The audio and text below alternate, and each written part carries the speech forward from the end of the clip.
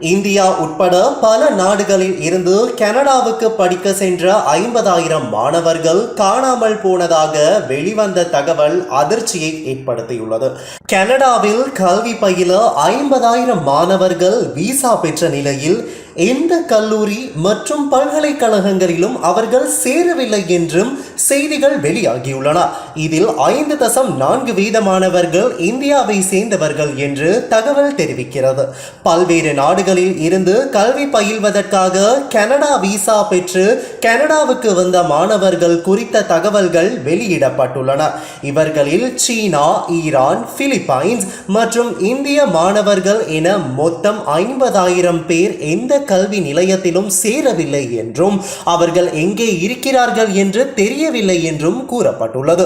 பொதுவாக இவ்வாறு கல்லூரியில் சேராத மாணவர்கள் சட்டவிரோதமாக கனடாவில் இருந்து அமெரிக்காவுக்கு சென்றிருக்கலாம் என்று கூறப்பட்டு வருவதால் பெரும் பரபரப்பு ஏற்பட்டுள்ளது. கனடாவில் இருந்து அமெரிக்கா செல்வது மிகவும் எளிமையானதாக இருக்கிறது என்றும் அதனால் கனடா விசா பெற்று அங்கிருந்து ஏஜென்சிகள் மூலம் அமெரிக்காவுக்கு சென்றிருக்கலாம் என்றும் கூறப்படுகிறது. இந்த நிலையில் கல்வி விசாவில் வந்தவர்களின் விவரங்கள் கணக்கு எடுக்கப்படுவதாகவும் அவர்களை தேடும் பணி விரைவில் தொடங்கப்படும் என்றும் கனடா அரசு கூறியுள்ளது. இந்த தகவல் மேலும் பரபரப்பை ஏற்படுத்தியுள்ளது.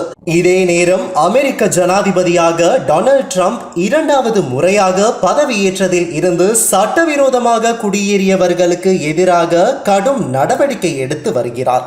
இதன் ஒரு முக்கிய நடவடிக்கையாக அமெரிக்காவில் சட்டவிரோதமாக குடியேறிய லட்சக்கணக்கான மக்கள் தங்கள் சொந்த நாடுகளுக்கு நாடு கடத்தப்பட்டு வருகின்றனர். இந்த நிலையில் அதில் இருந்து தப்பிக்க சிலர் கனடாவுக்குள் நுழைய முயற்சிகளை மேற்கொண்டு வருவதாக தெரிவிக்கப்படுகிறது. கடந்த சில வாரங்களில் மட்டும் அமெரிக்க எல்லையில் இருந்து கனடாவுக்குள் சட்டவிரோதமாக நுழைய முயன்ற 15 பேர் கைது செய்யப்பட்டுள்ளதாகவும் ஒருவர் உயிரிழந்துள்ளதாகவும் கூறப்படுகிறது. அதன்போது கனடாவின் கடும் குளிரை தாங்குவதற்கான சரியான ஆடைகள் கூட இல்லாமல் பல்வேறு நாடுகளை சேர்ந்தவர்கள் கைது செய்யப்பட்டுள்ளதாக சர்வதேச ஊடகங்கள் தெரிவிக்கின்றன. எவ்வாறாயினும் கைது செய்யப்பட்டவர்கள் குறித்த தனிநபர் தகவல்களை வெளியிட முடியாது என்று கனடா தெரிவித்துள்ளது. இவ்வாறானதொரு பின்னணியில் அமெரிக்காவில் இருந்து சட்டவிரோதமாக குடியேறியவர்கள் கனடாவுக்குள் நுழையலாம் என்பதால் அதிகாரிகள் எல்லைகளில் பாதுகாப்பு பணியை அதிகரித்துள்ளதாகவும் தெரிவிக்கப்படுகிறது.